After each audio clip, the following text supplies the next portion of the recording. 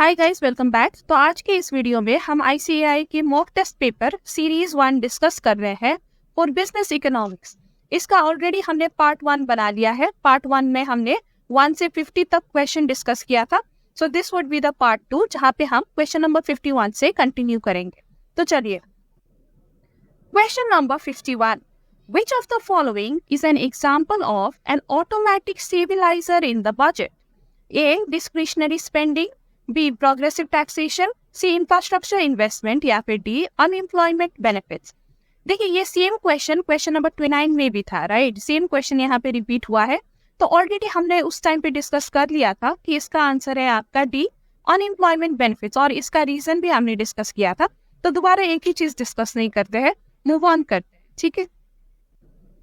Question number 52, which of the following is more sensitive to short-term changes in the economic condition? A. FDI यानी कि foreign direct investment, B. FPI यानी कि foreign portfolio investment, C. both FDI and FPI या फिर D. neither FDI nor FPI। देखिए, FDI आपको पता है, ये हम यूजुअली लॉन्ग टर्म के लिए इन्वेस्ट करते हैं, राइट? और फिजिकल एसेट्स में इन्वेस्ट करते हैं, जैसे कि फैक्ट्रीज हो गया या इंफ्रास्ट्रक्चर हो गया। लेकिन एफपीआई में हम क्या करते हैं, हम फाइनेंशियल एसेट्स में इन्वेस्ट करते हैं, जैसे कि स्टॉक, बॉन्ड्स, और ये यूजुअली हम शॉर्ट टर्म के लिए करते हैं, राइट? तो देखिए, which is more sensitive to economic condition is FPI, क्योंकि ये शॉर्ट रन इन्वेस्टमेंट होता है और इसको हम इजीली सेल एंड बाय कर सकते हैं at any time, right, in the short period. इसलिए they are more sensitive to short-term changes in economic condition, ठीक है? So answer is B. Question number 53, which type of investment is more influenced by government regulations and policies? A. FDI, B. FPI, C. both FDI and FPI equally या फिर D. neither FDI nor FPI। देखिए, अब जो rules and regulation से ज्यादा influenced होता है ना, वो आपका फॉरेन डायरेक्ट इन्वेस्टमेंट होता है, क्योंकि जैसा कि हमने कहा, यहाँ पे हम फिजिकल एसेट्स पे इन्वेस्ट करते हैं, राइट? एंड हम लॉन्ग टर्म के लिए करते हैं, एंड यहाँ पे हमारा कंट्रोलिंग इंटरेस्ट भी होता है, यानी कि जो इन्वेस्टर है वो ऑपरेशंस में भी इन्वॉल्व होता है, राइट? तो वो ज्यादा रूल्स एंड रेगुलेशंस के दायरे में यहाँ पे आता है एज कम्पेयर टू एफपीआई, ठीक है? सो हमारा आंसर होगा option A, FDI. Question number 54. The concept of the multiplier effect in Keynesian economics refers to A. the impact of interest rates on investments, B. the magnification of an initial change in spending throughout the economy, C. the impact of taxes on consumer spending या फिर D. the role of exports in economic growth। देखिए, multiplier effect क्या होता है कि जो आपने initially spend किया उससे कितना गुना ज्यादा इकोनॉमी में इफेक्ट होगा, वही तो आपका मल्टीप्लायर इफेक्ट है, right? So it is simply the magnification of initial change in spending through out the economy. कितने से वो मैग्नीफाई हो गया, बड़ा हो गया आपने जो इनिशियली स्पेंड किया, राइट? तो वही आपका मल्टीप्लायर इफेक्ट है। तो option is correct, option is B. Question number 55, what is the liquidity trap in Keynesian theory? A situation where interest rates are very high, B. a situation where interest rates are very low and savings are hoarded, C. a situation of hyperinflation या फिर D. a situation of excessive government spending। देखिए, liquidity trap तब होता है जब लोग ना अपने पास जो सेविंग्स है वो होर्ड करके या जमा करके रखना चाहते हैं, यानी कि जो कैश है, मनी है, वो खुद के पास ही रखना चाहते हैं इंस्टेड ऑफ डिपॉजिटिंग या इन्वेस्टिंग समवेयर। क्योंकि इस टाइम पे इंटरेस्ट रेट्स बहुत ही लो होता है, तो लोगों को लगता है कि मैं डिपॉजिट करूंगा या कहीं जमा करूंगा तो कितना ही रिटर्न आएगा, इससे बेटर तो मैं कैश ही होल्ड करूं, कम से कम काम तो आएगा। और ये सिचुएशन तब आती है ना जब फ्यूचर में लोगों को लगता है कि कुछ अनहोनी होने वाली है, ठीक है? उनको लगता है कि रिसेशन आने वाली है या वॉर या कुछ भी नेगेटिव चीज होने वाली है, तो जिसके वजह से वो कैश होल्ड करके रखना चाहते हैं ताकि फ्यूचर में काम आए, ठीक है? तो जब पेसिमिस्टिक व्यू होता है ना इकोनॉमी का या फ्यूचर का, तो तब ये सिचुएशन आती है, लोग अपने पास कैश होल्ड करके रखना चाहते हैं because interest rates are very low and there is unfavorable opinion about the future. ठीक है, so correct option is option B. Question number 56. Which international organization is responsible for facilitating trade negotiations and resolving trade disputes among member countries? A. World Health Organization. B. International Monetary Fund. C. World Trade Organization. या फिर D. United Nations Educational, Scientific and Cultural Organization UNESCO. ठीक है, trade negotiation and resolving trade dispute comes under the purview of World Trade Organization. ठीक है, तो correct option है C. Question number 57. The law of consumer surplus is based on A. Indifference curve analysis. B. Revealed preference theory. C. Law of substitution. या फिर D. The law of diminishing marginal utility. देखिए हमारा answer है D. The law of diminishing marginal utility. देखिए ये law क्या कहता है कि जैसे जैसे आप एडिशनल यूनिट कंज्यूम करोगे ऑफ अ सेम कमोडिटी, आपकी जो यूटिलिटी है वो कम होती जाएगी with each additional unit, right. और जैसे जैसे आपकी यूटिलिटी कम होगी, आपकी जो कंज्यूमर सरप्लस है वो भी कम होती जाएगी। हमने जब कंज्यूमर सरप्लस वाला चैप्टर पढ़ा था तो हमने पूरा एक शेड्यूल बना के दिखाया था, राइट, कि कैसे आपकी यूटिलिटी, डिमिनिशिंग यूटिलिटी हमने लिया था और हमने प्राइस लिया था और कंज्यूमर सरप्लस निकाला था, और हमने देखा था कि with each additional unit consumption हमारा कंज्यूमर सरप्लस कम होता जाता है। So yes, the law of consumer surplus is based on law of diminishing marginal utility. Question number 58. The industrial sector depends on the agricultural sector because A. The agricultural sector provides food and other products for the consumption purposes of industrial sector. ये correct है. B. The agriculture sector provides raw materials for the development of agro-based industries of the economy. ये भी correct है। अगर आपको agriculture से related industry बनानी है, agro-based industry, तो रॉ मटेरियल कहाँ से आएगा? एग्रीकल्चर से ही आएगा, right. See, the agricultural sector provides market for industrial products, ये भी करेक्ट है। So all of the following are correct, so हमारा आंसर होगा all the above. Question number 59. If the price of apples rises from rupees 30 per kg to rupees 40 per kg and the supply increases from 240 kg to 300 kg, elasticity of supply is. देखिए अब question में हमें ये तो नहीं बताया गया कि आर इलास्टिसिटी मेथड से निकालना है, राइट। तो अगर कुछ नहीं बताया जाता तो यूजुअली हम परसेंटेज मेथड से निकालते हैं, लेकिन इस क्वेश्चन में अगर हम परसेंटेज मेथड से निकालेंगे ना तो कोई भी ये आंसर हमारा मैच नहीं करेगा, तो इसलिए हमें आर की इलास्टिसिटी यहाँ पे निकालना पड़ेगा। तो चलिए आर की इलास्टिसिटी मेथड से निकालते हैं। फॉर्मूला क्या है इलास्टिसिटी ऑफ सप्लाई की? Q2 minus Q1 divided by Q2 plus Q1, right, into P2 plus P1 divided by P2 minus P1। तो चलिए अब वैल्यू डालते हैं। Q2 आपका क्या है? 300 minus 240 divided by 300 plus 240 into P2 plus P1 यानी कि 40 plus 30, right। So 40 plus 30 divided by 40 minus 30। तो ये आप सॉल्व करोगे तो आपका आंसर आएगा 0.77, ठीक है। तो यहाँ पे हमारा करेक्ट आंसर होगा option A. Question number 60. The producer is in equilibrium at a point where the cost line is A above the isoquant, below the isoquant, cutting the isoquant या फिर टेंजेंट टू द आइसोक्वांट। देखिए equilibrium में producer तब आता है when his cost line is tangent to the isoquant, right? So correct option is option D. Question number 61. A monopolist is able to maximize his profits when A. His output is maximum, B. He charges a high price, C. His average cost is minimum, या फिर D. His marginal cost is equal to his marginal revenue। देखिए जब profit maximisation का condition है ना वो हमेशा एक ही रहता है, that is marginal cost is equal to marginal revenue. And ये कंडीशन हर फर्म के लिए ट्रू होता है, चाहे वो मोनोपोलिस्ट फर्म हो, चाहे वो परफेक्ट कंपटीशन में हो, चाहे ओलिगोपोली में हो या फिर मोनोपोलिस्ट कंपटीशन में, ठीक है। चाहे कोई भी मार्केट स्ट्रक्चर हो, प्रॉफिट मैक्सिमाइजेशन का कंडीशन आपका हमेशा यही रहता है। तो यहाँ पे मोनोपोलिस्ट देख के आप कंफ्यूज मत हो जाना। अगर क्वेश्चन में प्रॉफिट मैक्सिमाइजेशन पूछा है तो condition is always is marginal cost is equal to his marginal revenue, ठीक है। तो correct option is D. Question number 62, agricultural goods market depict characteristics close to A. perfect competition, B. oligopoly, C. monopoly या फिर D. monopolistic competition।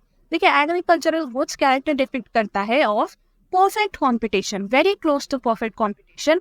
क्योंकि देखिए agricultural goods में क्या होता है, जो बायर्स एंड सेलर्स है वो लार्ज नंबर में अवेलेबल होते हैं, राइट। एंड जो गुड्स है वो ऑलमोस्ट आपके आइडेंटिकल ही होती है, राइट। यानी कि कोई भी वेंडर से ले लो, आपको ज्यादा फर्क नहीं पड़ता। अगर आपको आलू लेनी है तो आप एक सब्जी वाले से ले लो या दूसरे से ले लो, आपको तो आलू ही होता है ना, इतना कोई डिफरेंशिएशन नहीं होता एक वेंडर से दूसरे वेंडर में। तो इसलिए ये जो मार्केट है it is very close to perfect competition, क्योंकि परफेक्ट कंपटीशन में क्या होता है, large number of buyers and sellers and identical products होते हैं, right. So correct option is option A. Question number 63, which of the following is a function of an entrepreneur? A. Initiating a business enterprise, B. risk bearing, C. innovating या फिर D. all of the above। तो ये सारे ही functions होते हैं entrepreneur के। So our answer is D। Question number 64, which of the following statements is true of the relationship among the average cost functions? A. average total cost is equals to average fixed cost is equals to average variable cost, या average variable cost is equals to average fixed cost plus average total cost, या average fixed cost is equals to average total cost plus average variable cost, या average fixed cost is equals to average total cost minus average variable cost। देखिए हमें ये पता है कि जो आपका average total cost है वो average fixed cost and average variable cost मिला के बनता है, राइट। तो ये चारों में से सबसे करेक्ट आपका इक्वेशन होता है option D. Question number 65, for a price taking firm, A. marginal revenue is less than price, B. marginal revenue is equal to price, C. the relationship between behavior marginal revenue and price is indeterminate, या फिर D. marginal revenue is greater than price। देखिए price taking firm कौन सा होता है, the firm in perfect competitive market, right. और ऐसे firms में मार्जिनल रेवेन्यू एंड प्राइस बराबर होती है। So correct option is B. Question number 66, coincident indicator is not indicated as A inflation, B industrial production, C retail sales या फिर D new order for plant and equipment. देखिए जो new order for plant and equipment है ना, इसको हम leading indicator मानते हैं and not coincident indicator, because अगर प्रोड्यूसर्स प्लांट एंड इक्विपमेंट के ऑर्डर दे रहे हैं मतलब वो फ्यूचर में प्रोड्यूस करने वाले हैं गुड्स एंड सर्विसेज, राइट।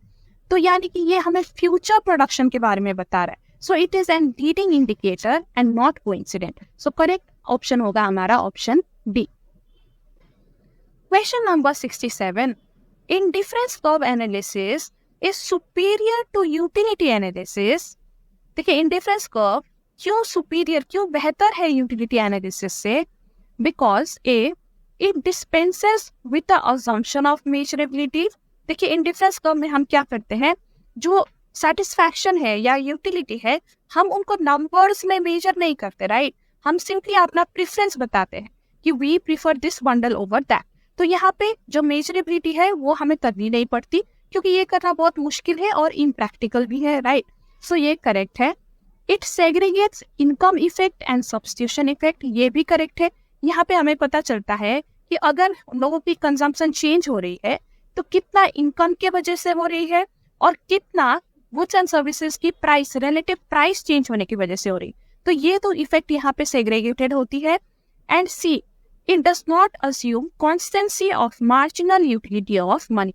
देखिए जब हम यूटिलिटी एनालिसिस पढ़ते हैं तो हम अस्यूम करते हैं कि जो मार्जिनल यूटिलिटी ऑफ मनी है वो कांस्टेंट होता है, लेकिन इन डिफरेंस कर्व में हमें ये अस्यूम करना नहीं पड़ता, क्योंकि ये असम्पशन वैसे ही करेक्ट नहीं है। रियल लाइफ में marginal utility of money constant नहीं होता। तो तीनों ही चीज करेक्ट है।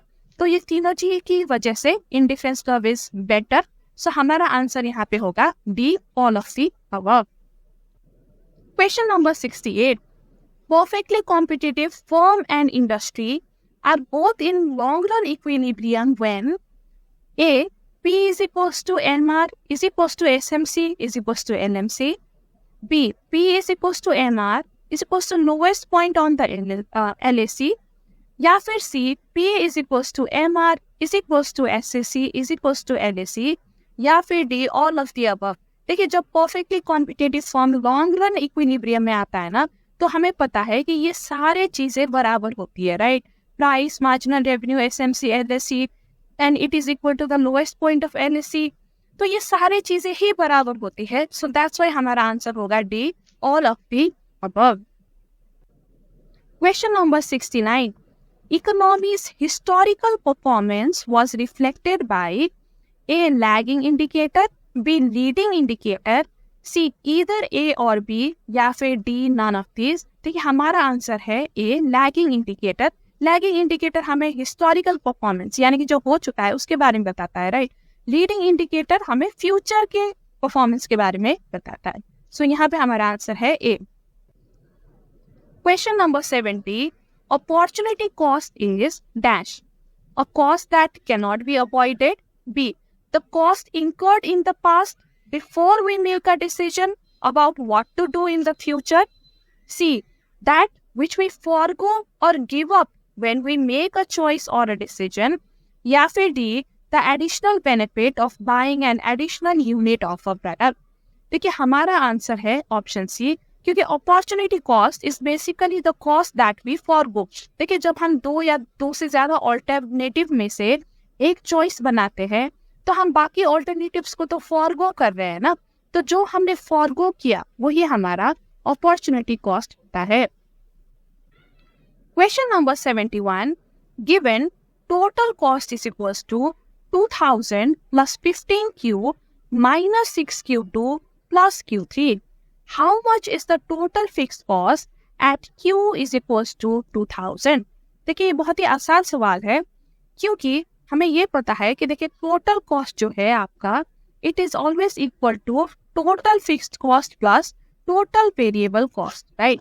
अब जो टोटल वेरिएबल कॉस्ट है, आपको पता है it depends on the quantity या द यूनिट प्रोड्यूस, राइट। लेकिन टोटल फिक्स्ड कॉस्ट जो है आपका, it is independent of the quantity produce. ये इससे फर्क नहीं पड़ता, आप कितने भी क्वांटिटी प्रोड्यूस करो, टोटल फिक्स्ड कॉस्ट आपका हमेशा सेम रहता है, राइट। अब ये इक्वेशन में आप देखिए, ये component, this component and this component, they all depend on quantity. ये Q पे डिपेंड करता है, ये Q2 पे, ये Q3 पे। लेकिन सिर्फ ये वाला कंपोनेंट द 2000 सिर्फ यही डिपेंड नहीं करता किसी भी क्वांटिटी में, राइट। ये इंडिपेंडेंट है, तो यही हमारा टोटल फिक्स्ड कॉस्ट होनी चाहिए। और आपको तो पता है कि टोटल फिक्स्ड कॉस्ट हमेशा सेम रहता है, चाहे आपकी क्वांटिटी कुछ भी हो, राइट। तो इसलिए हमारा टोटल फिक्स कॉस्ट यहाँ पे होगा 2000 बिकॉज ऑफ दिस 2000, ठीक है। Question number 72, different business cycle dash in duration and intensity, A differ, B similar, C consistent, या फिर डी कार्ड से। The answer is differ, right. Different business cycle वो differ करते हैं, अलग अलग ड्यूरेशन एंड इंटेंसिटी की हो सकते हैं। Question number 73, price discrimination will be profitable only if the elasticity of demand in different markets in which the total market has been divided is uniform, different, less, या फिर zero. देखिए, question पूछ रहा है कि प्राइस डिस्क्रिमिनेशन करना कब profitable होगा। अगर इलास्टिसिटी ऑफ डिमांड आपकी यूनिफॉर्म है तो प्रॉफिटेबल है, या डिफरेंट है, या लेस है, या जीरो है, तो कब प्रॉफिटेबल। देखिए, प्राइस डिस्क्रिमिनेशन तभी प्रॉफिटेबल है अगर आपका इलास्टिसिटी डिफरेंट है, क्योंकि अगर डिफरेंट इलास्टिसिटी है फॉर डिफरेंट मार्केट्स, तभी तो आप डिफरेंट प्राइस चार्ज कर सकते हो ना। फॉर इंस्टेंस, जहाँ पे आपकी डिमांड इलास्टिक है वहां पे आप क्या कर सकते हो, आप प्राइस कम कर दो, राइट। प्राइस कम करने से क्या होगा, डिमांड इंक्रीज होगा और आपकी जो रेवेन्यू है वो इंक्रीज हो जाएगी। और जो इन इलास्टिक मार्केट है वहां पे आप प्राइस इंक्रीज कर दो, क्योंकि प्राइस इंक्रीज करने पे भी आपकी डिमांड चेंज नहीं होगी, राइट, क्योंकि इन इलास्टिक है। तो आपकी यहाँ पे क्या होगी, डिमांड सेम ही रहेगी, राइट, और आपकी रेवेन्यू यहाँ पे इंक्रीज हो जाएगी। तो इस तरह से for different इलास्टिसिटीज, right, for different market जहाँ पे इलास्टिसिटी डिफरेंट हो, आप डिफरेंट प्राइस चार्ज कर सकते हो। उसी को तो हम प्राइस डिस्क्रिमिनेशन कहते हैं।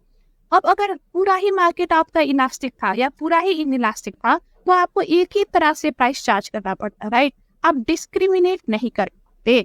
तो इसलिए प्राइस इलास्टिसिटी प्रॉफिटेबल होने के लिए elasticity has to be different. So correct answer is B. Question number 74। तो देखिए 74 में भी सेम ही क्वेश्चन दिया हुआ है, रिपीट किया गया है 73 क्वेश्चन को ही, तो इसलिए हम आगे बढ़ते हैं। Question number 75, dash express the view the economics is neutral between end A Robbins, B Marshall, C Pigou या फिर डी एडम स्मिथ। हमारा आंसर है Robbins. Robbins express the view that economics is neutral between ends. Question number 76, price rigidity explained by Sweezy's model is related to which market form? A. Monopoly, B. Oligopoly, C. Monopolistic competition या फिर D. Perfect competition। देखिए हमारा answer है B. Oligopoly। Price rigidity is related to oligopoly। देखिए price rigidity होता क्या है, basically जो ओलिगोपोली फॉर्म्स है ना, उनको बहुत ही मुश्किल होता है प्राइस चेंज करने में, बहुत इजी नहीं रहता, क्योंकि अगर ये प्राइस इंक्रीज कर दे तो ये डर रहता है कि कस्टमर्स खो देंगे टू कॉम्पिटिटर्स, राइट। लेकिन अगर ये प्राइस डिक्रीज करे तो क्या होता है कि ओलिगोपोली में बाकी फॉर्म्स भी आप पे कड़ी नजर रख रही होती है ना, क्योंकि वैसे ही बहुत कम फॉर्म्स होती है, तो सब एक दूसरे के बिहेवियर वॉच कर रहे होते हैं। तो अगर एक फॉर्म ने प्राइस डिक्रीज कर दी तो चांसेस होता है कि बाकी फॉर्म भी प्राइस डिक्रीज कर दे। तो देखिए प्राइस डिक्रीज करने का आपको कोई फायदा ही नहीं हुआ, और इंक्रीज करेंगे तो नुकसान ही होगा। तो इसलिए ये लोग प्राइस ज्यादा इजीली चेंज नहीं करते, सेम प्राइस ही रखते हैं, राइट। तो उसको हम प्राइस रिजिडिटी कहते हैं, and it is a unique feature of oligopoly. So option is B. Question number 77, which of the following is not a determinant of the firm's cost function? तो इनमें से कौन सा वेरिएबल फर्म की cost को affect नहीं करता? A taxes, B production function, C price of the firms output या फिर डी सब्सिडीज। देखिए प्रोडक्शन फंक्शन तो अफेक्ट करता ही है, क्योंकि प्रोडक्शन फंक्शन जिस तरह से आप प्रोड्यूस करोगे, जितना प्रोड्यूस करोगे, आपका कॉस्ट उसमें डिपेंड होता है, राइट। और टैक्सेस जो है वो आपका कॉस्ट को इंक्रीज करता है, एंड सब्सिडीज आपकी कॉस्ट को डिक्रीज करता है। लेकिन जो प्राइस है ना, आपकी गुड की प्राइस, वो कॉस्ट को अफेक्ट नहीं करती। देखिए पहले आप कॉस्ट निकालते हो, राइट, उसमें आप कुछ प्रॉफिट मार्जिन ऐड करते हो, और फिर जाके आपका प्राइस बनता है, राइट। तो जो प्राइस है वो कॉस्ट में डिपेंड करता है, लेकिन कॉस्ट प्राइस में डिपेंड नहीं करता, ठीक है। तो यहाँ पे हमारा करेक्ट ऑप्शन है option C, the cost does not depend on the price of the firms output. Question number 78, demand for complementary goods are A. derived demand, B. autonomous demand, C. aggregate demand या फिर D. none of this। देखिए answer is A. derived demand, क्योंकि complementary goods की demand इसलिए होती है क्योंकि जो अदर कॉम्प्लीमेंट है उसकी डिमांड हो रही है, राइट। तो इस वजह से इनकी डिमांड को हम डिराइव डिमांड कहते हैं। फॉर इंस्टेंस चाय एंड शुगर हम ले लेते हैं एग्जाम्पल, ये दोनों कॉम्प्लीमेंट्री आइटम्स है, राइट। अब अगर आप डायरेक्टली शुगर की डिमांड ना करो, लेकिन चाय की डिमांड करो, तो शुगर की डिमांड भी अपने आप हो ही जाएगी ना, क्योंकि चाय में तो शुगर डालना ही पड़ेगा, राइट। तो जो शुगर की डिमांड है ना, वो चाय के डिमांड से डिराइव्ड है, ठीक है। तो इसीलिए हम जो कॉम्प्लीमेंट्री गुड्स की डिमांड है उनको डिराइव डिमांड कहते हैं। Question number 79, consumers get maximum variety of goods under A perfect competition, B monopolistic competition, C monopoly या फिर डी नन ऑफ दिस। देखिए answer is B monopolistic competition. Monopolistic competition में maximum variety इसलिए होती है क्योंकि देखिए ये कंपटीशन है, तो ऑब्वियसली यहाँ पे नंबर ऑफ सेलर्स तो ज्यादा होंगे ही, लेकिन उसके अलावा जो गुड्स है ना वो भी डिफरेंशिएटेड होते हैं यहाँ पे, राइट, यानी कि वैरायटी ऑफ गुड्स होते हैं, तो इसलिए यहाँ पे मैक्सिमम वैरायटी मिलती है। अब परफेक्ट कंपटीशन में भी सेलर तो ज्यादा होते हैं, राइट, लेकिन यहाँ पे गुड क्या होती है, आइडेंटिकल होती है, तो इसलिए यहाँ पे आपको वैरायटी नहीं मिलती। वैरायटी कहाँ पे मिलती है, मोनोपोलिस्टिक कंपटीशन में, और मोनोपोली में तो आपको पता है कि एक ही सेलर है तो एक ही गुड होगा, राइट। तो variety is in option B. Question number 80. What is the primary goal of counter-cyclical fiscal policy in budgeting? A. Maximizing government revenue. B. Stabilizing the economy during economic downturns. C. Minimizing government intervention. या फिर D. Reducing public debt. देखिए, counter cyclical fiscal policy क्या होता है ना, कि आप business cycle में जो फेज में हो अभी, तो उसके बिल्कुल ऑपोजिट आप फिस्कल पॉलिसी अपनाते हो। उसको काउंटर करने के लिए फिस्कल पॉलिसी अगर आप अपनाते हो तो उसे काउंटर सिक्लिकल कहते हैं। जैसे कि मान लीजिए अभी आप रिसेशन में, ठीक है, तो इस टाइम पे आपको फिस्कल पॉलिसी कैसे अपनानी चाहिए, जो आपको एक्सपेंशन की तरफ मूव करे, ठीक है, जैसे कि जो आपकी डिमांड को इंक्रीज करे, राइट। अब लेट्स से आप बूम फेज में हो, तो इस फेज में आपको कैसी पॉलिसी अपनानी चाहिए, जो डिमांड को कम करे, क्योंकि बूम फेज में इन्फ्लेशन भी हो रहा होता है, राइट। तो इन्फ्लेशन को कम करने के लिए आपको डिमांड कम करने वाली पॉलिसीज अपनानी चाहिए। तो इसको हम कहते हैं काउंटर सिक्लिकल पॉलिसी। और ये क्यों अपनाई जाती है, ताकि इकोनॉमिक में एक स्टेबिलिटी मेंटेन होता है, ठीक है। जैसे कि रिसेशन के टाइम में स्टेबिलिटी मेंटेन करने के लिए आपको एक्सपेंशनरी पॉलिसी अपनानी पड़ती है, राइट। और अगर बहुत ज्यादा एक्सपैंड हो रहा है तो रिसेशनरी पॉलिसी अपनानी पड़ती है। तो यहाँ पे हमारा करेक्ट ऑप्शन है option B, for stabilising the economy during downturns. Question number 81. According to Keynes, what can cause involuntary unemployment in an economy? तो क्या कारण होता है अनएम्प्लॉयमेंट का? A. High interest rate. B. Insufficient aggregate demand. C. Government intervention. या फिर D. Excessive saving. देखिए, हमारा आंसर है बी, इनसफिशिएंट एग्रीगेट डिमांड। देखिए, जब चीजों की डिमांड ही नहीं है तो प्रोड्यूसर्स प्रोड्यूस ही नहीं करेंगे, ज्यादा प्रोड्यूस नहीं करेंगे, ज्यादा लेबर्स नहीं चाहिए, एम्प्लॉयज नहीं चाहिए, राइट। तो इस वजह से अनएम्प्लॉयमेंट रहती है। So correct option is option B. Question number 82. The concept of animal spirits in Keynesian theory refers to A. the unpredictable behavior of financial markets. B.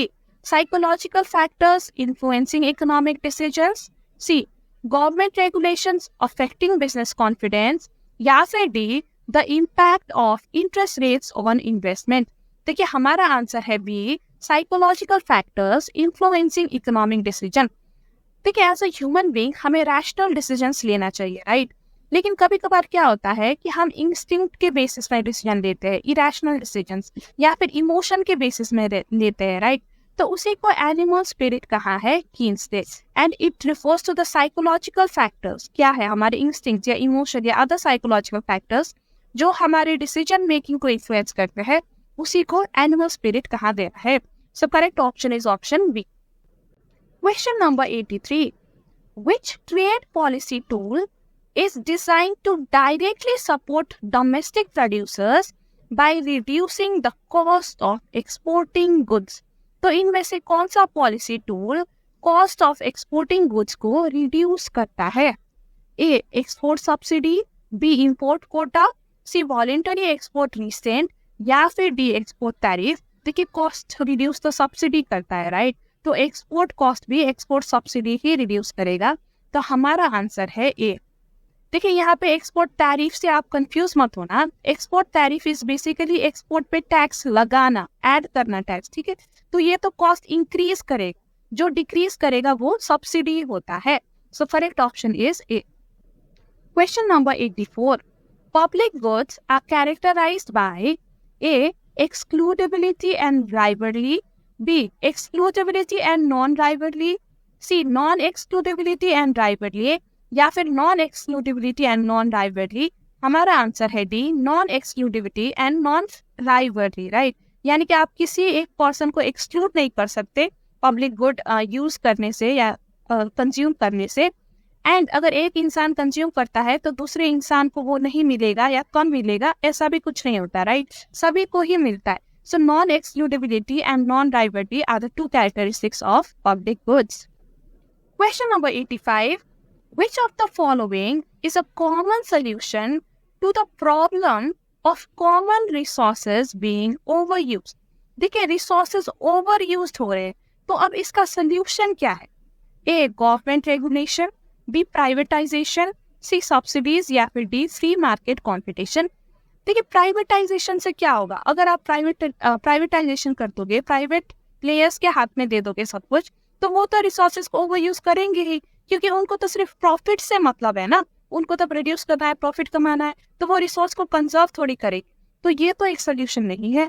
Subsidies, again आप production cost को minimise कर रहे हो, तो अगर production cost को minimise करोगे तो ओवर प्रोडक्शन होगा, रिसोर्सेज ओवर यूज होगा, तो ये भी सोल्यूशन नहीं है।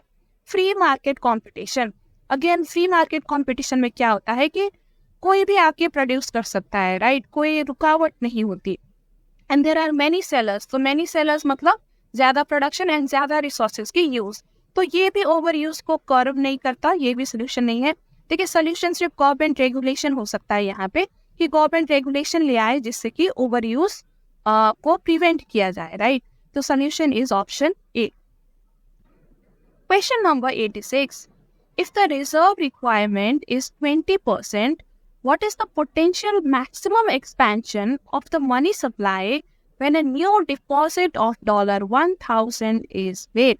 देखिए यहाँ पे डिपॉजिट कितने का हुआ है, $1,000 का, राइट, एंड रिजर्व रिक्वायरमेंट आपका दिया है 20%।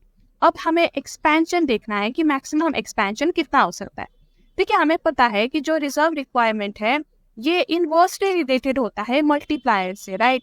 तो अगर हमें यहाँ पे मल्टीप्लायर निकालना हो तो सिंपली हम 1 डिवाइडेड बाई 20% करेंगे, या फिर 1 divided by 0.20, so this will give us 5। अब ये डिपॉजिट को, इनिशियल डिपॉजिट को ये मल्टीप्लायर से मल्टीप्लाई कर दो, so this would be our answer. तो मैक्सिमम एक्सपेंशन यहाँ हो सकता है ऑफ $5,000, ठीक है। Question number 87. Which of the following is a factor income? A. Profits, B. Transfer payment, C. Subsidies या फिर D. Indirect tax। देखिए फैक्टर इनकम क्या होता है, factor income is that income जो आपने जनरेट किया है using your factors of production. अब ये 4 ऑप्शन देखिए, प्रॉफिट में पहले देखते हैं, प्रॉफिट कैसे जनरेट होता है, जब आप प्रोड्यूस करोगे, सेल करोगे तो प्रॉफिट आता है, राइट, और उसके लिए आपको फैक्टर्स ऑफ प्रोडक्शन तो यूज करना पड़ेगा, राइट, जैसे कि लैंड, लेबर, कैपिटल, एंटरप्रेन्योरशिप, तभी आप प्रॉफिट कमा पाओगे। So yes, profit is your factor income.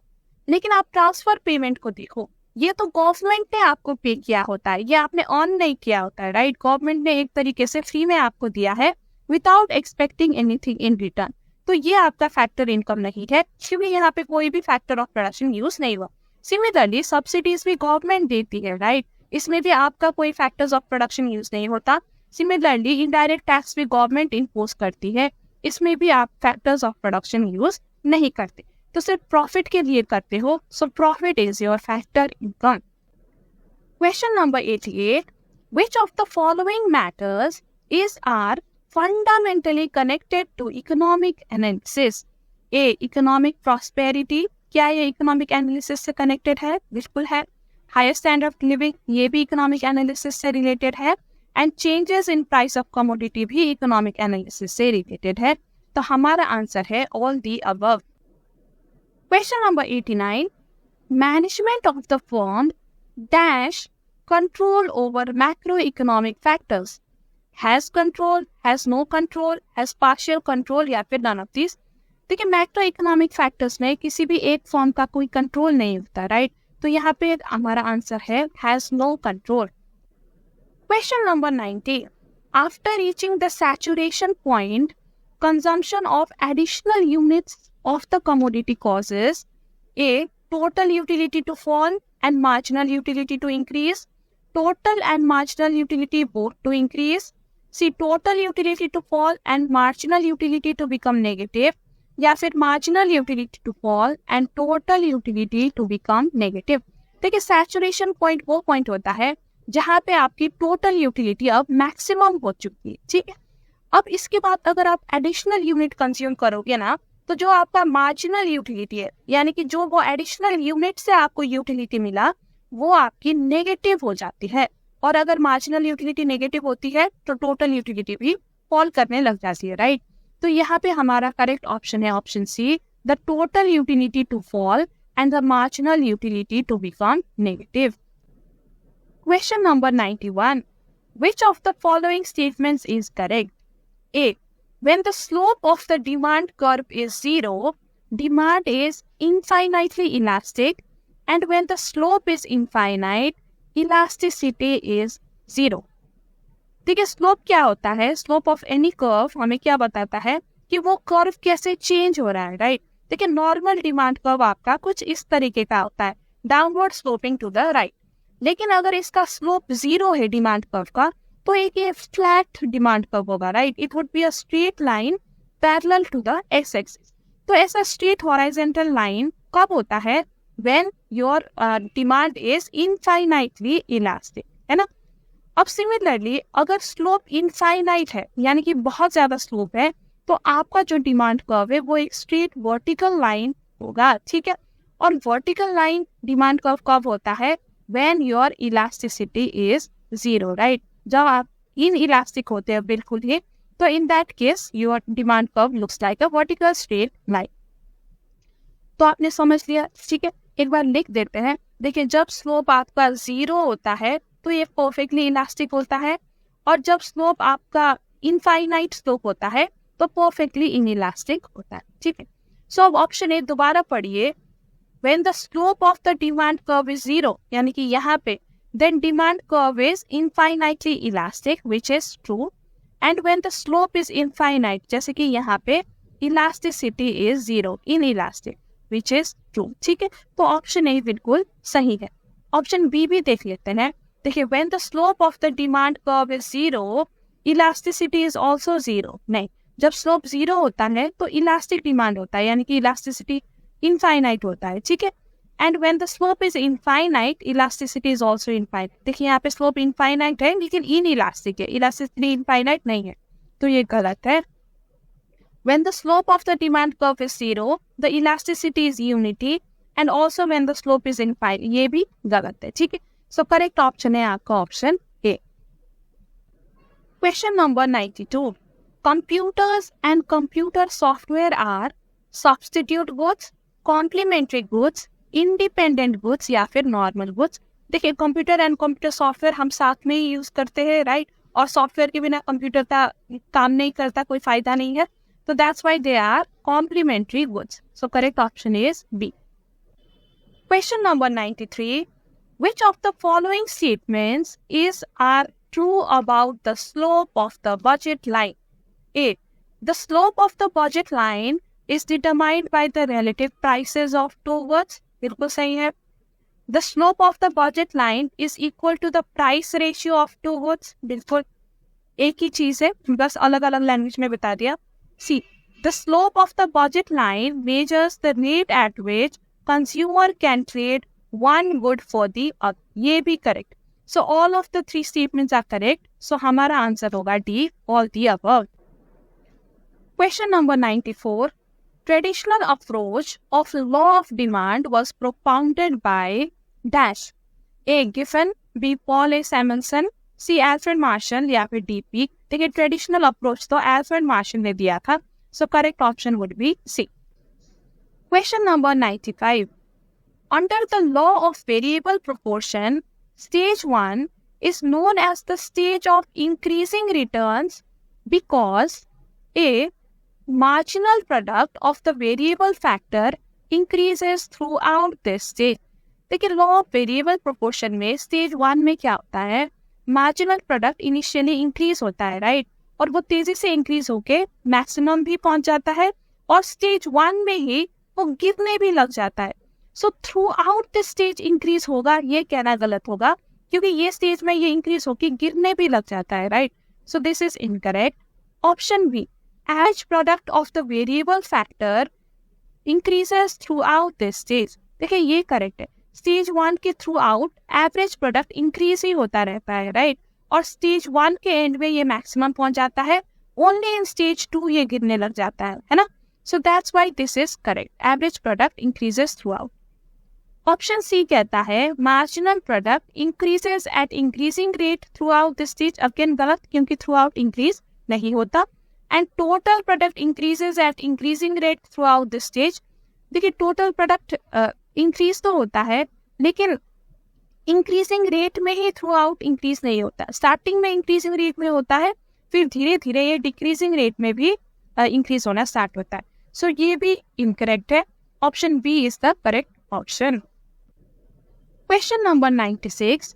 Production function Q is equals to 4L 1/2K 2/3 exhibits increasing returns to scale, decreasing returns to scale, constant returns to scale या फिर increasing returns to a factor. देखिए ये production function हमें दिया हुआ है, right. इसको थोड़ा क्लियरली हम लिख लेते हैं यहाँ पे. Q is equals to 4 into L into 1/2 into K into 2/3. So this is our production function, right? अब हम क्या करेंगे, जो न्यूमेरिकल पार्ट है ना उसको एक साइड पे ले आएंगे. 4 into 1/2 into 2/3, ठीक है, 2/3. अब जो बचा आपका L into K, तो अब इसे सॉल्व करो. Is equals to 4/3 L into K, या फिर आप इसे लिख सकते हो 1.33 into L into K, right. तो ये है आपका प्रोडक्शन फंक्शन. तो इससे हमें क्या पता चलता है कि अगर आप L लेबर इंक्रीज करो and K which is capital, अगर आप लेबर एंड कैपिटल इंक्रीज करो तो जो आपका आउटपुट है वो 1 टाइम से ज्यादा इंक्रीज हो रहा है, right. So this represents increasing returns to scale, क्योंकि ज्यादा प्रोपोर्शन में आउटपुट इंक्रीज हो रहा है as compare to your input. अब अगर यहाँ 1.33 की जगह 0.87 आया होता लेट्स से, तो इसका ये मतलब होता कि कम प्रोपोर्शन में इंक्रीज हो रहा है, लेस देन 1, ठीक है, तो वो डिक्रीजिंग रिटर्न्स होता. और अगर एग्जैक्टली 1 आया होता तो वो कांस्टेंट रिटर्न्स टू स्केल होता. देखिए इंक्रीजिंग रिटर्न्स टू फैक्टर यहाँ पे इसलिए नहीं है क्योंकि यहाँ पे लेबर एंड कैपिटल आप दोनों ही कंसिडर करें, राइट. अगर सिर्फ एक ही इनपुट होता तो हम increasing return to a factor 1 factor हम कह सकते थे, लेकिन क्योंकि दोनों ही इनपुट्स यहाँ पे है, so it would be increasing returns to scale. So option A would be the correct option. Question number 97. A mathematical relationship showing the maximum output that can be produced by each and every combination of input is called dash. A production equation, B production function, C production schedule या फिर D production identity. ठीक है, answer काफी simple है. It is production function, right. Production function हमें बताता है what is the maximum output you can produce by various combination of inputs. Question number 98. In economics, generally the classification of markets is made on the basis of time, geographical area, volume of business या फिर all of these. ठीक है, आप किसी भी category में market को classify कर सकते हो, तो हमारा आंसर होगा all of these. Question number 99. Decrease in input demand dash doesn't affect input prices, pushes input prices up, pulls input prices down या फिर either B और C. देखिए अगर किसी भी चीज की डिमांड डिक्रीज होती है, सप्लाई बीइंग द सेम, तो प्राइस में क्या होता है, डाउनवर्ड प्रेशर आता है, राइट. तो यहाँ पे भी जो इनपुट है इसकी डिमांड डिक्रीज हुई है, तो इनपुट की जो प्राइस है वो भी डाउनवर्ड होगी, यानी कि pulls input prices down. So option C is our correct answer. Now last question number 100. Freedom of choice is the advantage of dash socialism, capitalism, communism या फिर none of the above. तो freedom of choice सबसे ज्यादा कहाँ होता है, वो capitalism में होता है, right? So correct option is option B. So with this we've come to the end. हमने mock test series 1 complete कर लिया है for business economics. So I hope आपको सारे MCQ समझ आ गए होंगे. अगर आपको अभी भी डाउट है तो आप कमेंट करके पूछ सकते हैं. I will try to clear your doubt.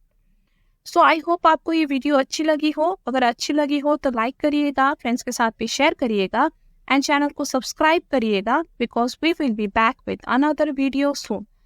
तो मिलते हैं जल्दी, तब तक के लिए bye bye and take care.